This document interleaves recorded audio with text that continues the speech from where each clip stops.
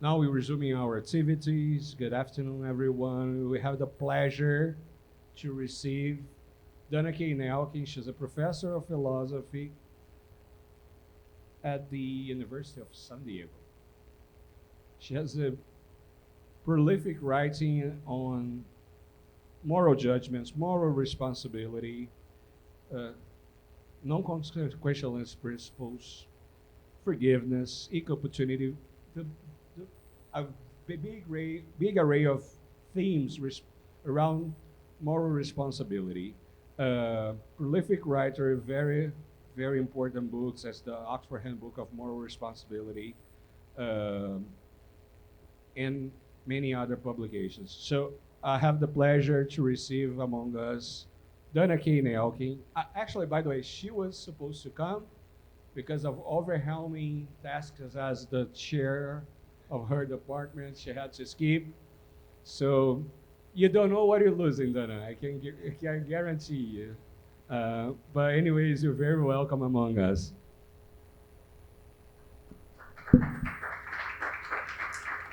Can you all hear me okay? Is this working? Can you hear okay? Yes, we can. Thank you. Oh, perfect. Okay. So first of all, I do know what I'm missing. I feel it really pains me not to be there. So I wanted to thank all the organizers and Gabrielle so much for putting together this amazing conference. And I'm going to try to be there not only in spirit but on Zoom as much as I can. So thank you so much. Okay, let me try to share my screen. Okay, let me just make sure I can do this. Okay, so okay, it's looking great. So all right, so just a bit of background for you. So what I'm going to present is some of the work from our moral judgments lab, and I'll just put this up here. Just to give you a bit of background, this whole project came about when Sam Rickless and I were working on some issues in moral theory, and we were thinking about moral principles like the doctrine of double effect, according to which it's harder to justify intending harm than merely foreseeing harm as a sort of byproduct of what you do. And we were reading some experimental philosophy at the time, and we thought, it's not quite right. They're not asking quite the right questions. And so, sorry, it's not going to work. Sorry. And so we went over to our psychology colleagues, like Craig and Arseny here on the screen, and we asked for some help, and we thought, let's just put together some experiments and we can just knock this out in a couple of weeks. It should be fine. Well, as you can tell, it's like 10 years later and we're still trying to figure this all out. So anyway, it's been a very fun and interesting, I hope you'll find it interesting, experience so far. Okay, so here it goes. Okay, so here's what started us off.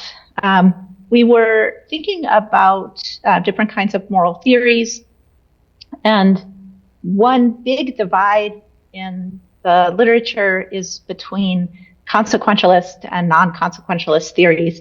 Not the only way to divide up the space, but it's a big one. So just very generally, consequentialism is the view that an act or omission is permissible or required if and only if its performance would lead to optimal results. That is, consequences that are, on balance, at least as good as the consequences of any available alternative course of action. So when you're figuring out what is permissible or required for you to do, you just look at the consequences of acting or not acting.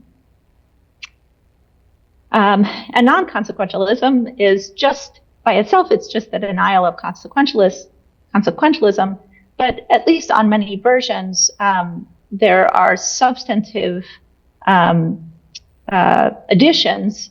So, for example, many non-consequentialists take it that consequences do matter, but other things also matter. For example, how you get to those consequences. Are you violating people's rights along the way to getting good consequences, for example? And so another way that things could matter morally, in addition to consequences, are whether a harm was actually caused by you or whether it was merely allowed to happen, or whether a harm was intended or merely foreseen. So as mentioned, that's sometimes known as the doctrine of double effect, where it's harder to justify intending a harm to foreseeing a harm. But the consequences in both cases might be exactly the same. Okay, so a number of non-consequentialists add these, what are thought of as deontological principles. Okay, so how do we adjudicate between these different views? Well, very traditionally, at least going back to the 1960s, we have used moral dilemmas to try to elicit intuitions that can sort people into whether they're thinking, whether their reactions are consequentialist or support consequentialism or non-consequentialism. And then philosophers use reflective equilibrium, try to figure out what are the general principles that can form an equilibrium with our reactions. But since then, since the 1960s, when, say, Philippa Foot came up with these trolley problems that were, very classic such dilemmas, where, she had it that, you could kill one person to save 5 people. But these have been very well studied by psychologists and experimental philosophers in recent decades. And so here's a sort of classic trolley problem. The trolley is racing down the track. It's a runaway trolley. There's no brake. 5 people will die if it goes through. But this person on the bridge has a chance to push over someone who's just large enough to stop the trolley from hitting the 5. So the 5 would be saved, but the 1 would be killed. So that is one kind of such case. And these have been studied, all kinds of variations, which show all kinds of interesting things. And we just have taken a slightly less traveled path to studying these kinds of dilemmas. So one of our questions is just, what if we vary the expected value? So for example, instead of just sticking with 1 through 5, which has had this incredible staying power, what if we asked about, 1 versus 100, or 1 versus 2, or 1 versus a million? And so that was our that was our one starting point, I should say. So I'd love to know if anyone does. How did they come? How did Foote and Thompson and other people thinking about this? Why was 1 versus 5 so important? And maybe we'll have an answer. Okay, so why does this question matter? What the ratio or what the expected value of the outcome might be? Well, one reason it might matter to psychologists is that there has been this hypothesis put forward that when people reason in consequentialist ways, when they give answers that seem to be consistent with an implicit consequentialist theory, their slow deliberative system 2, if you like, has been engaged, and we're doing the math and we're trying to calculate and think about things. Whereas when we end up giving deontological answers or non-consequentialist answers, and we say things like, no, don't kill the 1, even though the consequences would be better, we are engaging, our affective systems are being engaged, our quick unconscious affective systems are being engaged. And so it would be interesting if we are sensitive to the expected value, if just by changing the numbers, so to speak, we elicit different reactions, that would cast at least some doubt on the idea that we're just using one system when we give one kind of answer and a different kind of system when giving another. Okay. It can also matter to philosophers because it is an interesting test of the different moral theories. So, for example, it looks like this kind of if we end up reacting differently depending on whether the ratios or the expected value is given by a kill 1 to save 2 versus kill 1 to save 5 or save 100, that looks like it's not going to be compatible with the pure consequentialism, because consequentialism just says, do the thing that has the better consequences, and you get the better consequences whether it's 2 or 5 or 100 or 1,000,000. So we shouldn't be, if we're just operating with an implicit consequentialist moral theory, we shouldn't be sensitive to or give different answers depending on the numbers. At the same time, if you took a very common version of non-consequentialism, kind of absolute version, you would also, sensitivity to the expected value would also be incompatible with that. So if you just had these absolute moral principles like thou shalt not kill no matter what the consequences, you shouldn't cause harm or you shouldn't intend harm, period. It looks like there too, it shouldn't matter how good the consequences would be. You just shouldn't do the thing that would violate somebody's rights, say. But interestingly, there is a view out there, independent of all of this, which sensitivity to the expected value, again, whether it's 1 versus 5 or 1 versus 2, which is consistent with that sensitivity to differences in the expected value. And that is called threshold deontology. And the basic idea there is, you shouldn't kill unless the expected value is high enough. So if the consequences are good enough, then it's okay to infringe someone's rights, say, or intentionally harm them. Okay, so just a second pass, just to kind of put this in other words. When we get to, can I move this? No. There we go. Sorry, trying to see the whole slide. Okay, the non-consequentialism has different versions. The first is this absolute deontology, which just says no amount of expected value could override moral principles that appeal to other considerations.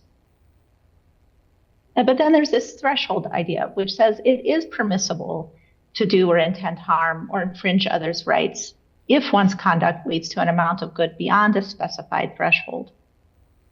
And interestingly, a lot of versions of this kind of view set the threshold really high. So just give some examples here. Nozick says, well, if it's catastrophic moral horror that you would be facing if you didn't violate someone's rights, then okay, go ahead. And similarly for others who talk about supreme emergency or extraordinary harm or very large evils. So a lot of these actual proponents of this view set the threshold actually very high. Okay, so with that kind of background, what I'd like to do is take you through some experiments that test these moral theories in different ways. So first I'll take you through an experiment that varies the ratio. And then I'll introduce risk. And there are different aspects of this, as you'll see. First, we'll just add probability to the picture, holding fixed the total expected value. I'll explain all this in more detail. And just see whether probability seems to make a moral difference to people. Then this is some work we're engaged in right now, which is exploring how people think about the distribution of risk. Does that matter to people? And then finally, we'll look at whether people care about where risk happens between 0 and 100%. So we usually ask a lot of traditional questions that we ask study participants have to do, just say things like, should you kill 1 to save 5? But in the real world, we often don't have certainty. And so we want to know, well, what if we raise the probability of someone dying from 0 to 25%? And the question here is, does it matter if we raise it from 0 to 25% or 25% to 50, for example? Does that make a moral difference? Or do people think that it makes a moral difference? Okay, and then I'll conclude. And I should say, of course, being one of the philosophers on this project, I'm going to focus a lot on the implications for new and interesting philosophical questions, even though I'm going to take you through some really cool studies. I hope they're cool. Okay, so the first is varying the ratio. So in this study, each participant saw one variation of a scenario of this kind. So Harry has a plan to save 2 people from a terrorist attack. For his plan to work, it's necessary that Robert, a bystander, is killed. If Harry carries out this plan, he will certainly save the 2 people, but in doing so, will certainly kill the bystander. Okay, so here we ask the following question. Should Harry carry out a plan that he knows will certainly save 2 people, but will certainly kill a bystander? And we ask people to answer on a -5 to 5 scale of confidence. So -5 was very confident he should not carry out the plan, 5 very confident that he should carry out the plan. And we chose this measure because we were really interested in the questions about permissibility and moral obligation. But even though people treat the question of permissibility or whether one should do something, people often can treat that in a scalar way. Technically speaking, we think that's a binary, whether you should or shouldn't do something. So we went for the confidence scale instead to try to collect more information. So that's how we did it. We spent a ton of time thinking about that. Okay, so we had 3 variations, the one that I just mentioned, which was killing 1 to save 2, but we also varied the ratio. So we also asked whether whether one should kill 99 to save 100, which has an positive expected value, more than 1, but only a little. And we also asked whether whether one should kill 1 to save 100. Okay, here are the results. So really interesting, I think. So if you go to the right, that's a kind of violin graph that shows how confident are you in killing 1 to save 100. And you can see that, it's a big distribution, but people are pretty confident on the whole, well above 0, that one should act in that kind of case. And then on the left side, we get a different valence. People seem pretty confident that you shouldn't kill 99 to save 100. And then the sweet spot in the middle turned out to be killing one to save two, where people weren't that confident, it looks like, on the whole, or at least sort of settled around the zero, the midpoint there between confident and not confident, that the plan should be carried out.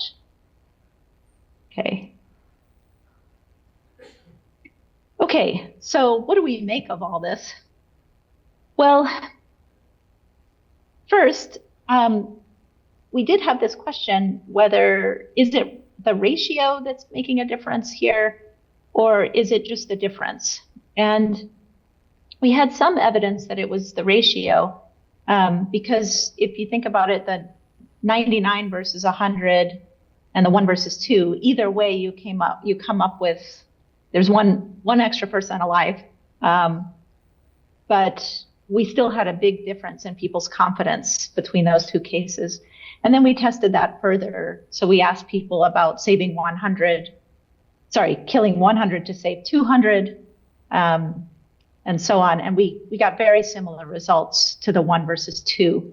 So that suggested that it was really ratio that was doing the work here. Okay, I'm happy to talk about that more. Okay, and another key takeaway for us was that this kind of pattern of reactions that you don't see when you just ask 1 versus 5, yes or no, but this pattern of reactions suggests something that's consistent with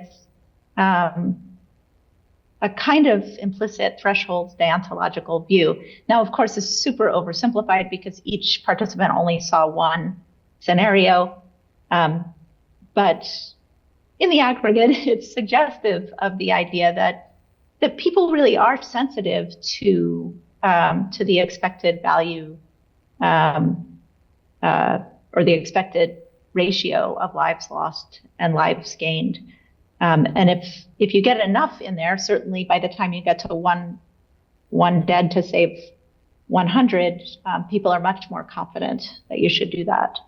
On the other hand, at the same time, it suggests that people are not waiting to set the threshold super high, like at catastrophe.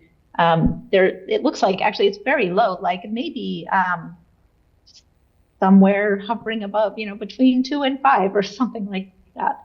So, so this is an interesting takeaway for us.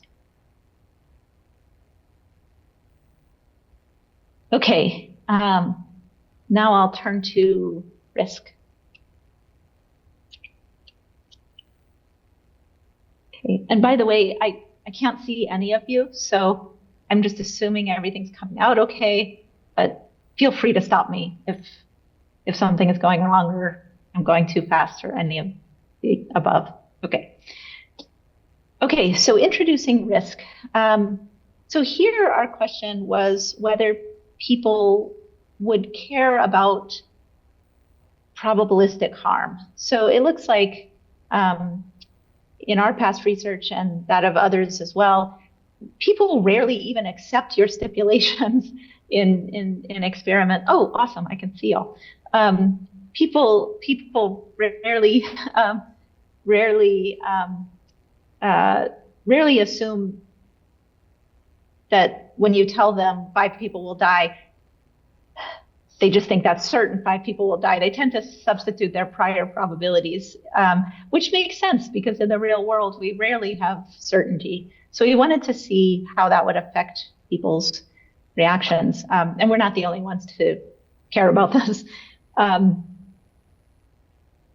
So we thought about how past work in psychology would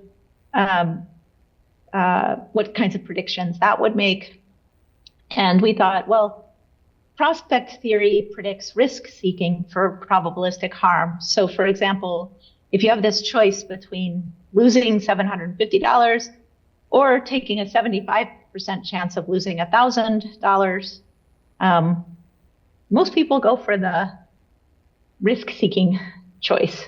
So we thought, well, if lives lost are like money lost, maybe it'll go like that. People would prefer, even with the expected value, that is the probability times the loss, fixed the same, maybe people will go for risk seeking when it comes to lives as well as money. It's trickier with the philosophy. So at least many consequentialists think the best we can do in trying to maximize,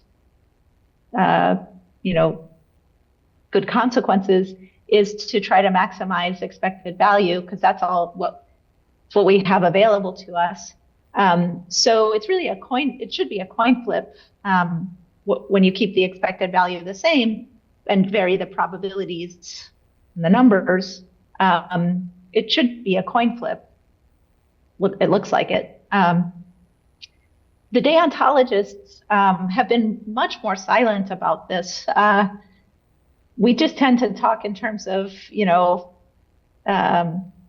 shouldn't intend harm, or harm. It's harder to justify certainly imposing harm than merely foreseeing it. So there's just less guidance here from philosophy. What should we do? What should the moral principles be that involve risk of harm? Okay, so this is, I think, just a gap that becomes clear in thinking about these kinds of cases. Okay, so we did a study testing for probabilities. This looks complicated, but I'll give you an actual example in a second. We basically just tried to keep the expected value fixed and then vary the probabilities. So if you go to the bottom here, right here, we just asked different questions, like we asked the traditional kill 1 to save 5, but we also asked questions like, should you impose a 1% chance of killing 100 to save 5? So the expected value comes out the same, even though the probabilities are obviously changing. Okay, so here's a concrete example.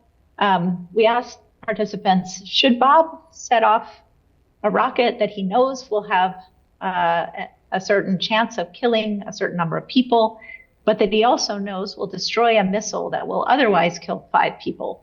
And we asked we gave them the same confidence scale. So just to show you how this worked, we varied. So in this case, we were doing, should Bob do something that kills 1 person to save 5? So there's a missile coming in. It's going to hit 5 people. Bob, however, has a rocket, conveniently, that can take down this missile, but it would only happen right over this 1 person. And so 1 person would be killed to save the 5. Okay, so we asked that sort of traditional question, the non-probabilistic scenario. But then we asked the same kind of question, but we just said, okay, this time, instead of certainly killing 1 person, what if we distributed that risk and offered the chance to impose a 20% chance of death on 5 people? Okay, so that's the kind of question that we were going for. Okay, so, all right, this is a lot to look at, so I'm just going to explain it in words. But the basic idea is that people were sensitive to the expected ratio. So 1 versus 5, they were more confident than, say, 4 versus 5. Killing 4 to save 5, they were more confident that overall you should kill 1 to save 5. But within that expected ratio, there weren't statistical differences between the probabilities. So, for example, if you look at 1 versus 5, there wasn't a statistical difference between whether you should act by killing 1 to save 5 or imposing a 1% chance on killing 100 to save 5. So just putting this into words, people were sensitive to the ratio, but but they didn't seem we didn't see signs of risk seeking. We didn't see that people were, more inclined to go for risk. Okay. So they treated these two different scenarios the same, essentially. So it looked like, just based on this, that probabilities don't seem to matter a lot. Let's put it that way. So we also thought, well, okay, that's interesting over there, but what if we vary the probability for saving? And so here we compared whether people would seem to show a preference for killing one to certainly save two versus killing one to save four who had a 50% chance of dying without the intervention. So they were already like 50% could go either way, and you could certainly save them. So the expected value there would add up to 2. Okay, so that was the save scenarios. And there we got really different results. So people cared a lot about the probabilities, and they were much more inclined to go for certain saving, or they seemed much more confident that you should do the thing if you could certainly save. So in the 1 versus 5 case, just take that over on the right side, they were really confident, that you should kill one to save 5 if you're certainly going to do that, but you should not, but they were actually below 0, or many of them were, for a 1% chance of saving 500. That's right. Okay. So it's a weird asymmetry, because it looks like varying the probabilities on the harm side didn't make any difference, but it did in the save cases. This was like really surprising to us at first. And we have a couple of answers. I mean, a partial but notably incomplete answer from psychology is that, I guess, if you just, relatively speaking, people were more risk-taking in the harm cases, they were less risk-taking in the save cases, which you could think of as gains rather than losses. But it still leaves unexplained this apparent neutrality in risk-taking in the harm cases. Okay.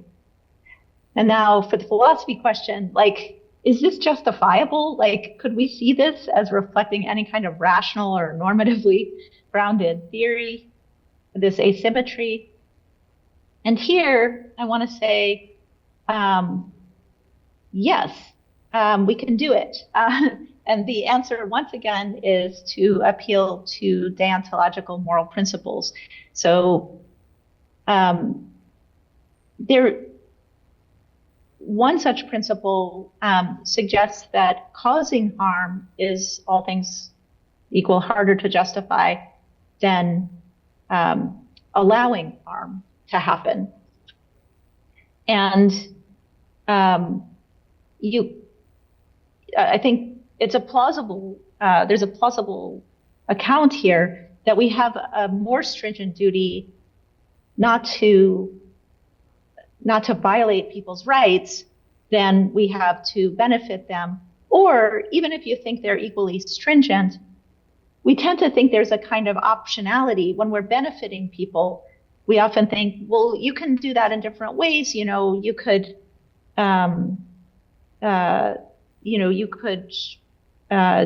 you could do volunteer work in lots of different areas. It's your choice, just as long as you benefit people, that's what's good. And so maybe in this case, we think, well, it's okay. People have the optionality of going for certainty when they're saving, but they don't have these obligations otherwise. Okay. And then finally, we wondered, well, maybe there are other questions we should be asking here. Okay, maybe other different kinds of questions could bring out a real preference that doesn't come out in these questions that we've been asking. Okay, so we wanted to ask people directly, well, would you rather spread the risk or not? And this is to give people both options in the same question. And there's been a lot of work on these kinds of single versus joint or separate versus simultaneous evaluation. And it's often thought that when you give people direct choices, they do better. So one famous example is this computer programmer. You give people a choice between who to hire as a computer programmer, and you just give them some information like GPA and experience. And people tend to rate the person with the higher GPA higher. You should hire that person just because it's easy. GPA is easy, or grade point average. What were their grades in college? And it's kind of hard experience if you just tell them they've done 70 projects.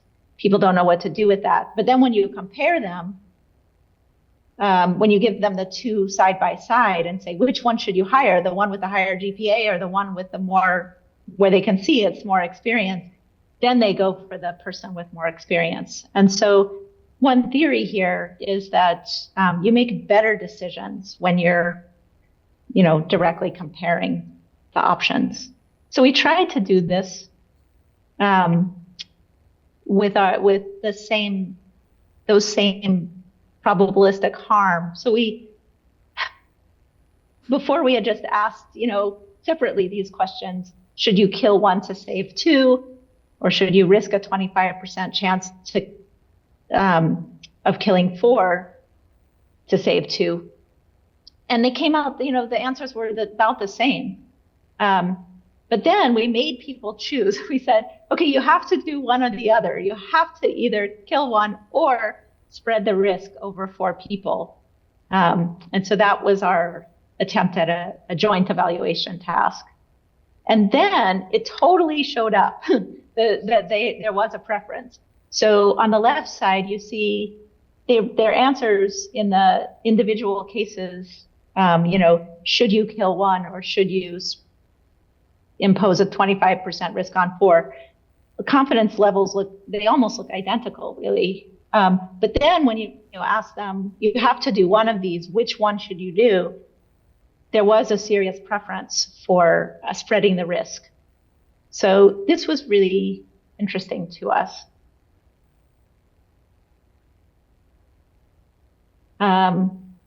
And we were at first thinking, gosh, does that mean that we shouldn't have asked those first questions or anything like that?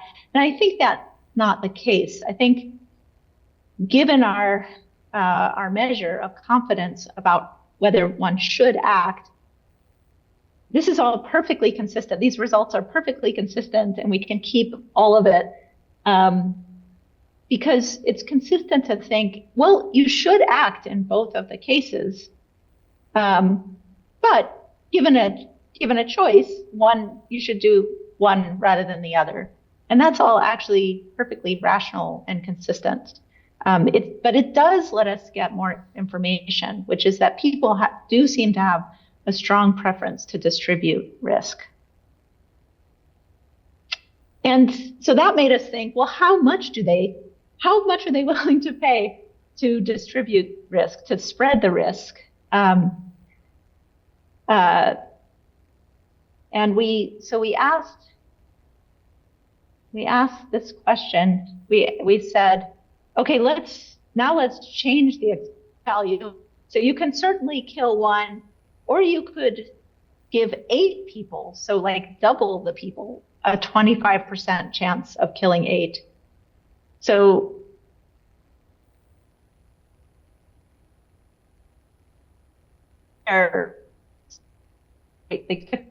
this value is twice as much if you spread the risk. And people were indifferent as between these. So that was kind of shocking to us that people were willing to pay so much to spread the risk that they were willing to give 8 people a 25% chance of dying in order to save 2 people. They were just indifferent between that and killing 1. So that showed a seriously strong preference for spreading risk, even if there's more risk to go around. Okay, I hope that makes sense. Okay, so where we are, people are sensitive to expected value ratio.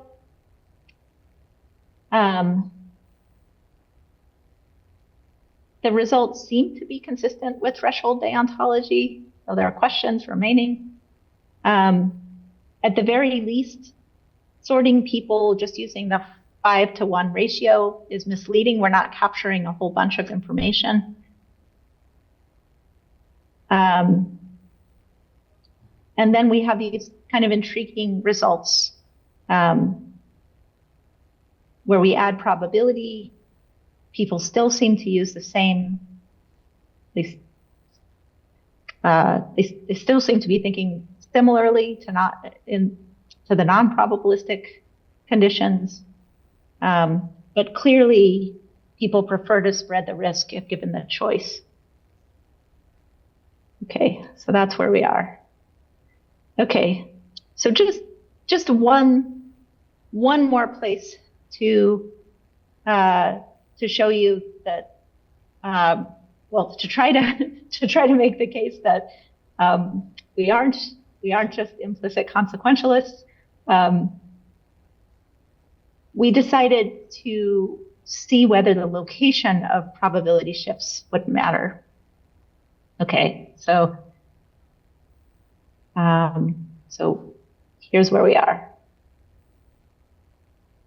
So we wanted to see, do people give different answers about whether they should raise bystanders' risk of dying from 0 to 25%, or from 75 to 100%? Does that matter to people? Because again, expected value-wise, it looks the same, but in fact, it seems to matter to people. So there is some background on this, just when it comes to monetary prospects. If you have 2 lottery tickets, one with a 5% chance of winning and one with a 30% chance of winning, and you can increase the odds of either one by 5%, people do tend to want to raise your odds of winning for the 5% ticket. And that suggests that people do care about where it is that you're increasing probabilities. On the other hand, when there are non-monetary gambles involved, there's less sensitivity to shifts in probability. Okay, so we were really curious, how would this work when we start thinking about human lives at stake? Okay, sorry, I could not get rid of these people, but so here, participants read a moral dilemma in which a 25% increase in risk of death can be imposed on 4 bystanders to save 2. So this should be really familiar. But we just asked,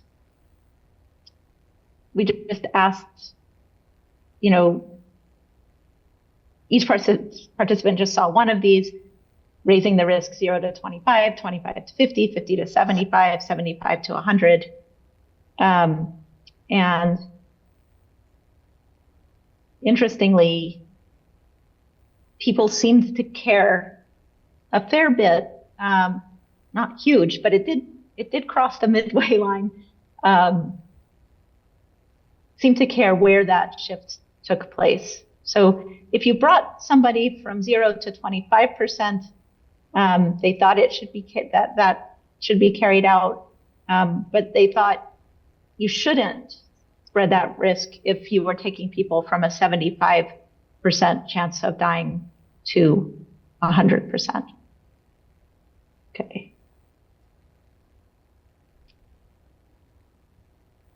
Okay. So we wondered here, do people just care about the end states? And the answer is yes, maybe they do. Well, okay, sorry. Sorry. Okay. And so we wanted to figure out is there a balance point where people would say it's a coin toss whether to raise the risk of harm to 8 people from 0 to X% or from X% to 100%. Okay, this sounds very abstract, but let me give you when I give you the answer, it'll be hopefully both clear and, if you're like me, kind of shocking.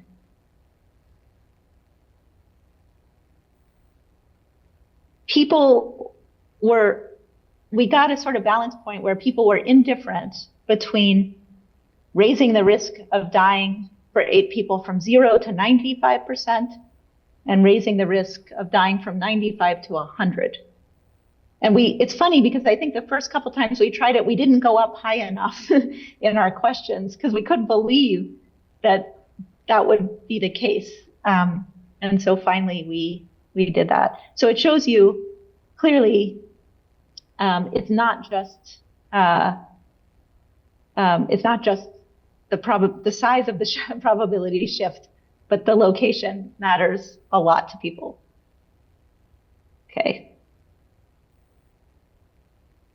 Okay, so conclusions and challenges. Okay, and then I'll finish up here. So one conclusion is just that a number of people's judgments appear to be consistent with threshold deontology, but not with pure consequentialism or absolute deontology. So there's some room. We have to put this into reflective equilibrium and think about this, but this looks like there's some systematic support for the idea that we shouldn't be just thinking about these two more extreme views. Another conclusion is just that in this kind of case, the kind of experiments we did, the separate and simultaneous evaluations offer compatible but importantly different information. So we get information that we wouldn't otherwise get, but I think both kinds of information are really important. So here are the challenges, and these are more focused on the philosophy than the psychology. So one question is just, what is the most plausible threshold in a threshold deontological view? For example, 2 to 1 seems really low. Maybe that's why Foote and others kept talking about 5 to 1, but it seems low, but maybe that's right. If that's what people are going for, we have to think about this. But then again, catastrophic harm seems like too high a threshold. So there's a question. I'm not just going to read off of people's reactions to try to locate the threshold, but I think it raises this real question about where it should be. And maybe there's a normatively justified reason it should be a lot lower than people have thought, even threshold deontologists. Okay, second question, just seems super hard also, is, are there probabilistic versions of deontological principles?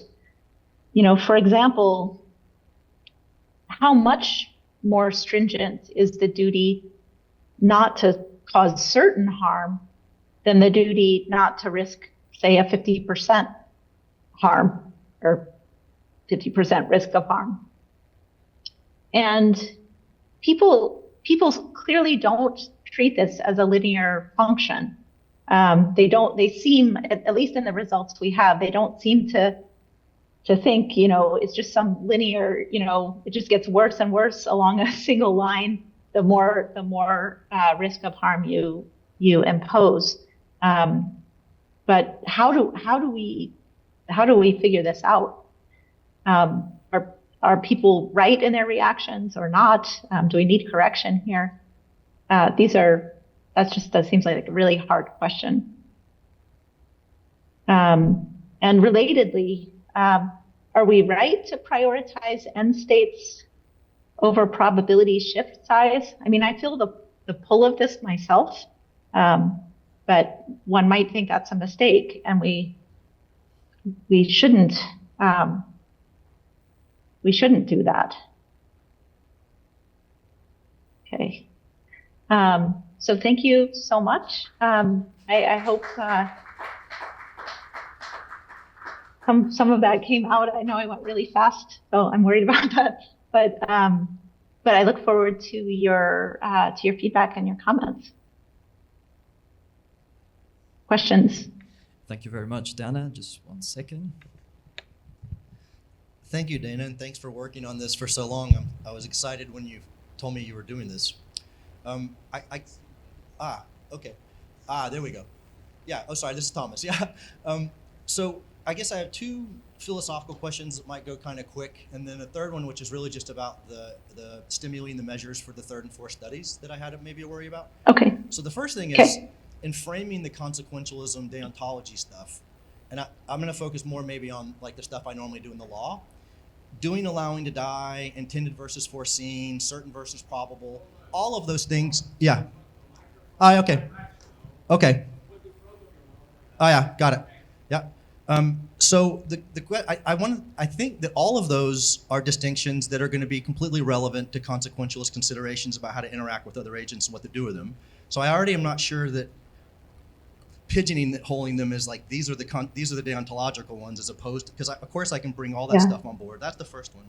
The second one is when you do the plausible threshold stuff for the plausible deontology, if you're not going to do some sort of utilitarian calculation, or how do you, when you're making that, where do we set the threshold? What's the purely deontological deliberation that gives you the answer to that doesn't just open the door for consequentialist considerations about the threshold? So those are the sort of more philosophical questions. The experimental design question is, in study 3 and 4, this raise X by Y, I wonder whether participants were thinking of it in the way you intended. Because it could mean there's a 25% increase in the chance that 8 people will die, which is to say that it's 25% more likely that all 8 of them will die. Or I could think that if all 8 of them don't die, what are the odds that only 3 of them die, or 4 of them die, or 2 of them die? I mean, the worry is like they're not tracking what you needed them to track in order to make a yeah. So that was it. Those are gotcha. Yeah. Okay, great. So let me just start with that last question. So we did think about this, and I don't have it right in front of me, but I can find it. We tried to make the question so that it would be a 25% chance that all 8 would die. So that it was all or nothing. Either all 8 would die on that one, or none would. 25 that all 8 would die, or none would die. Right. Because that obviously is different than 25% chance that 8. I mean, yeah. Yes. Yeah, absolutely. We worked hard on the question. I'm so sorry I don't have it right in front of me, but I can pull it up. But we tried really hard to make sure that was clear. Okay. But the philosophical ones, let's see. So the first, bring in the consequentialism. So yeah, I mean, you can do, there are, so I'm not sure exactly, there are different ways you could think. You could bring all these into consequences. So, I mean, one way you could do it is just think, well, I mean, you could be, like, I suppose you could be thinking like a rights consequentialist, or a sophisticated consequentialist that incorporates the idea that, someone killing another person is just a worse thing than the person dying of natural causes or something of that sort. Was that one of the thoughts that you were having in the first question? Yeah, it's more like it matters how I'm going to respond to you, that what you did was kill someone rather than allowing them to die. Because if you're killing people, I have reasons to think that you're going to be more dangerous than if you're just walking around the world allowing people to die, because you're taking control of the killing, and you have to have been passively sitting by when something happened. So like you just have more opportunities for killing, just as a general matter, than allowing people to die. And so those are all relevant to how I would treat an agent, but for purely consequentialist reasons, not for deontological reasons, because it changes how I might interact with you, it changes what I expect of your behavior, it changes how I should anticipate you're going to act in the future, and so on and so forth. I've been in that way, and I think you can do something like that for several of those distinctions. Yeah. Okay. So we'd have to look at the details. So two thoughts. One is we were very intentional about not saying what would you do, but just what ought this person do. So that was at least some distance, some attempt to get some distance. But the other thing is we tried to trade off people dying as a result of other people's killing versus so that there would be killings in both cases, right? So like the prevention of if you let the missile go, you would be Bob would be allowing those 5 to die by allowing those 5 people to be killed by whoever set off the missile. So even in that case, you would be killing, but preventing more killings. So you would be trading off killings. So that was one way we tried to think that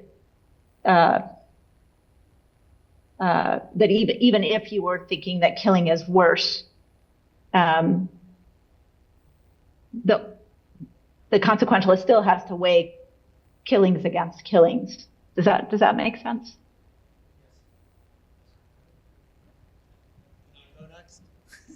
I've got the microphone in my hand.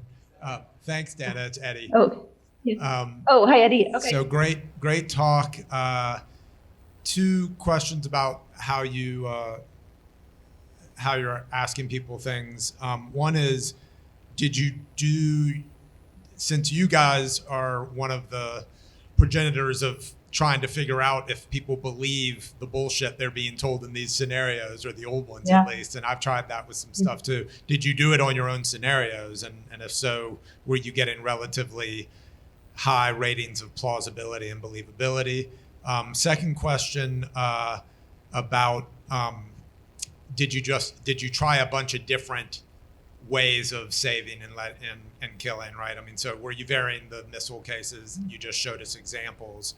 But then the question that maybe just my confusion about how you were presenting things, my intuition is what I would think the catastrophic deontologist would say, but correct me if I'm misunderstanding what they would say or what the results show. I would think you shouldn't risk killing a catastrophic numbers of people, even if the risk is relatively low. Like, you should not risk killing 100 people, even if there's just a 5% chance, because you don't want to cause catastrophes.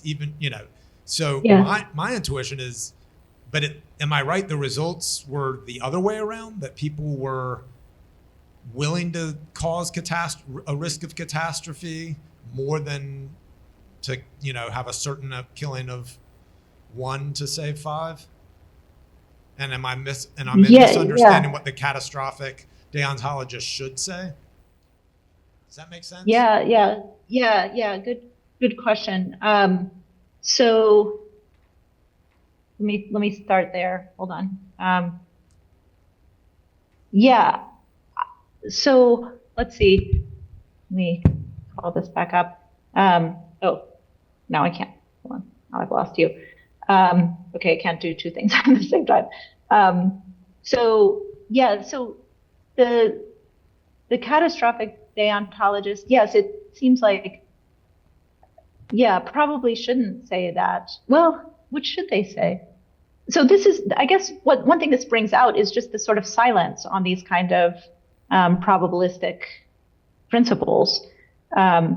So, I mean, it's hard to know what one ought to say about these cases. And so the catastrophic deontologists, tend to just be assuming that it's a question of certainty, and you shouldn't, at a certain point when there's certain harm to come to a very large number, you should kill one person. And I just don't know that they're thinking about these kinds of cases where, well, what if you spread risk across a huge number of people to save any number of people, what they would say. So maybe I'm just having trouble putting myself into that person's shoes, but it's not obvious to me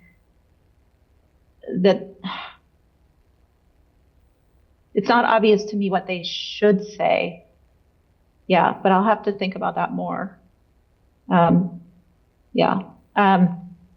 Okay, so that's that was on the catastrophic deontologist. I mean, for what it's worth, I'm not even sure what to say on my non-catastrophic threshold deontological view.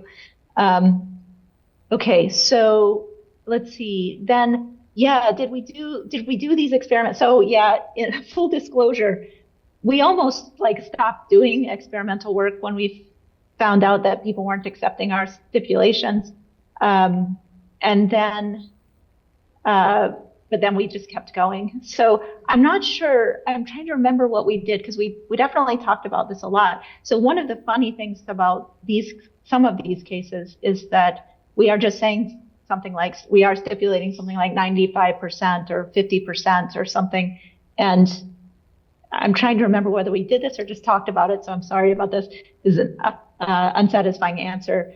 Whether when you give them an exact number, they're more willing to just take that number on board, less than 100. But I'm honestly not sure. So it's a good question. If you have a solution to this problem, to make sure that people are accepting your stipulations, I would love to chat with you. Okay, and then did we vary the kinds of killing? Let's see. Did we? Not really. Are you thinking about cases of you mentioned distal, so we didn't have any cases where people were, having to push somebody to kill them, to save them from the missiles. Does that?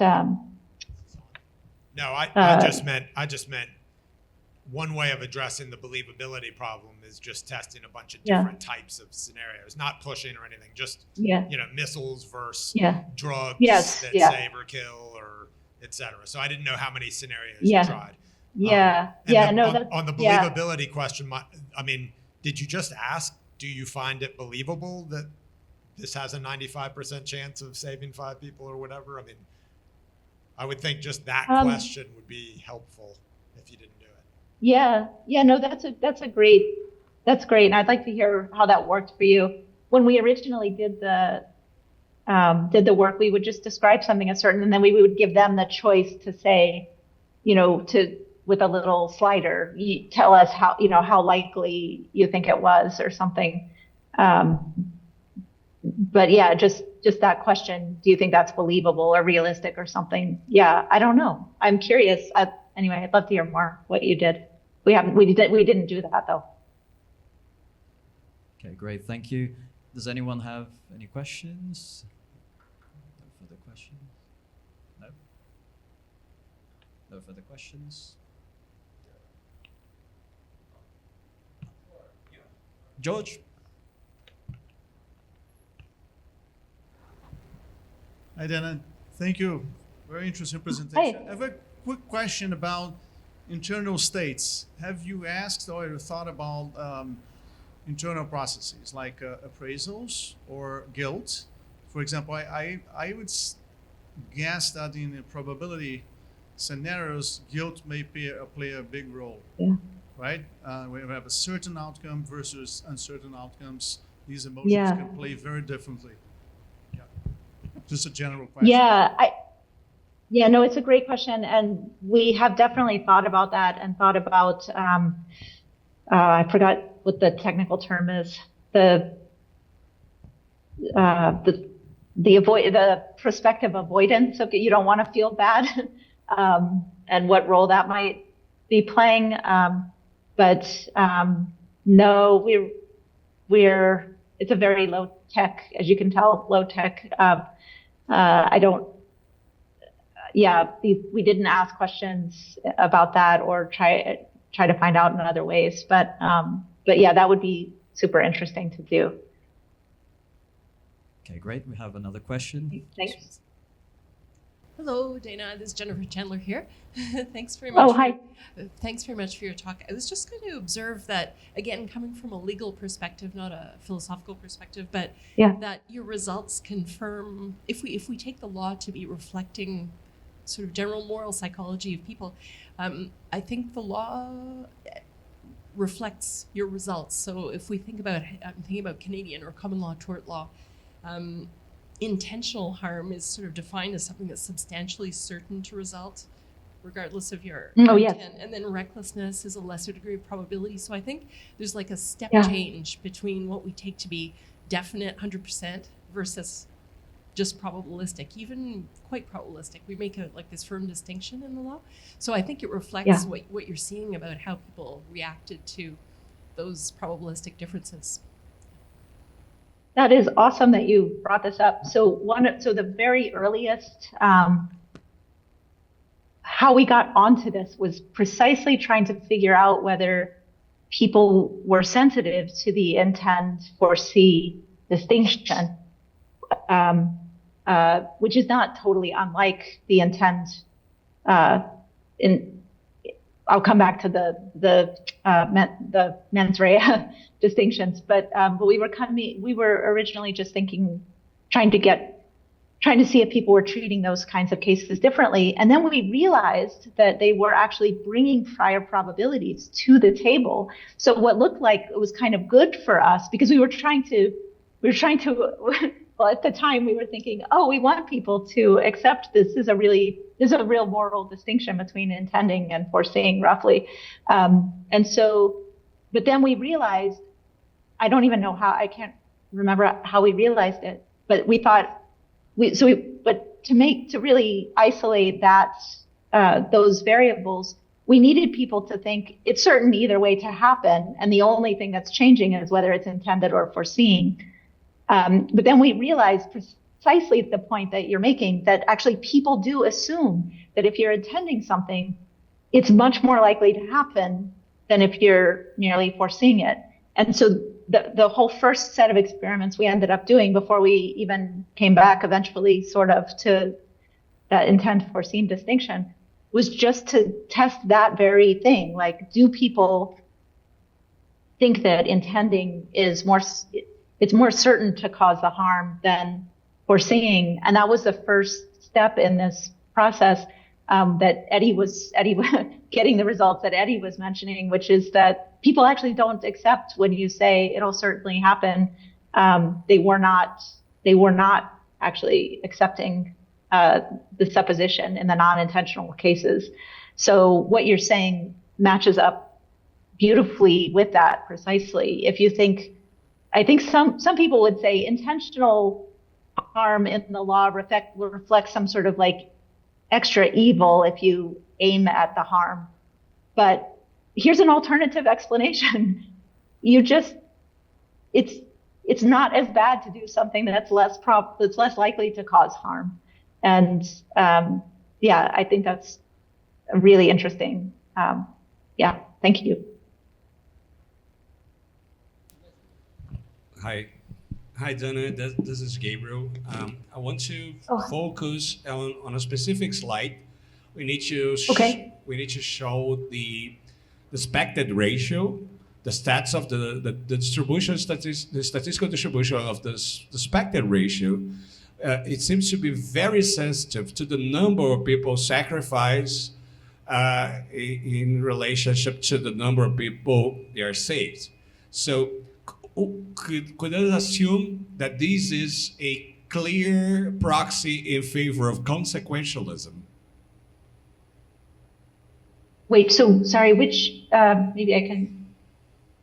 The one that you showed the expected ratio, and you showed that people are really sensitive to how many people they are saving compared to the people they are sacrificing. It's not this slide. It's something further, I think.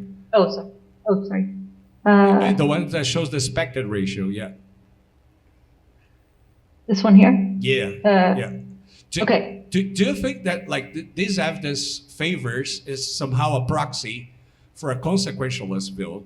Because if people are really sensitive, they are not that confident when they are sacrificing 4 people to save 5. Right. But they are super confident when they are sacrificing 1 person to save 5. It seems there is some proportional. That's exactly the ratio you're talking about. There's some proportion in which we completely give up about the ontology because it seems very, very reasonable by our calculation that that's fair to be done. We are sacrificing 1 person to save 1 million, and people get even more confident. Do you think that can be assumed as a proxy in favor of consequentialism? That's my question. Okay, thank you. Yeah, so a couple thoughts there. So one is that strictly speaking, the consequentialist should be very happy to kill 4 to save 5. I mean, this oversimplifying, as an earlier question made clear, consequentialists have resources,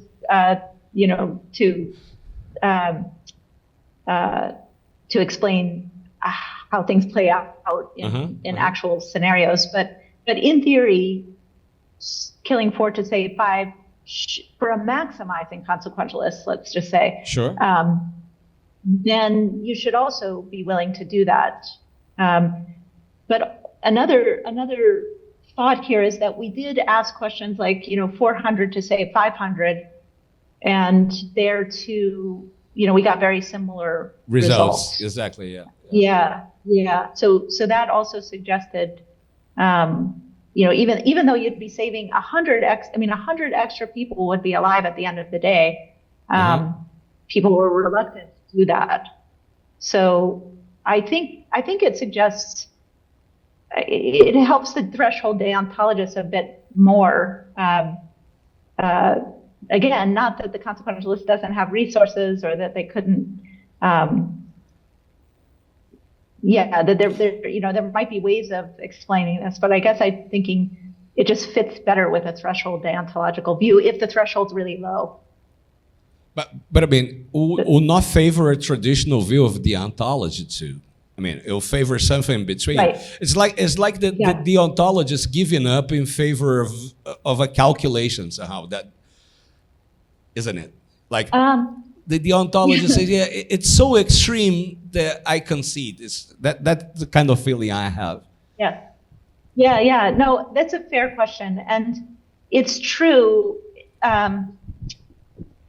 It's true that there's such a the idea of threshold deontology is just, you can set the threshold at 2, or you could set it at catastrophe. And maybe there's a reason why, a lot of proponents set it really high.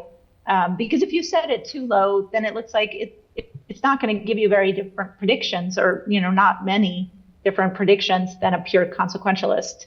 But it will give you some. They're conceptually distinct, and they will give some different verdicts, like 1 versus 2, or 100 and 150, or there will be differences. But you might think, but at that point, like, how important could rights be if it's so easy to infringe them? But I guess I'm tempted to think that's just right about morality. This is just me saying, okay, when I do the reflective equilibrium, it seems like there's something to this, that rights really are very important, and sometimes they do trump consequences. But there's some point, wherever it is, they're not. It's not everything, but they do have some importance that can block, pure consequentialist reasoning. They have extra weight in our moral calculations. So I guess I still think it's an attractive view, but I think your question is a fair challenge. Once you bring the threshold down far enough, you might wonder what's the Yeah, that's what's exactly left in what the we're spirit. talking about. Exactly, it's manipulating the threshold that will define the answer of the question. Exactly. Yeah. Yeah. So I think so this is part of like the further work that needs to be done. It's not just like figuring out, well, should the threshold be, 1 to 4 or something.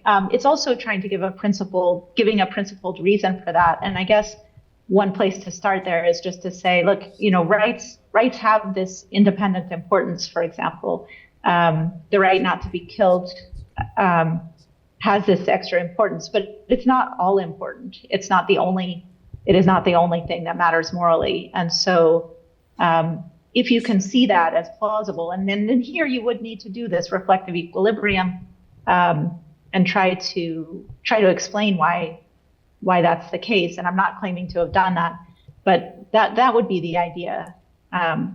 So totally fair question. Totally fair question. So one last thought is just part of the reason for pointing to these other views that have been out there, for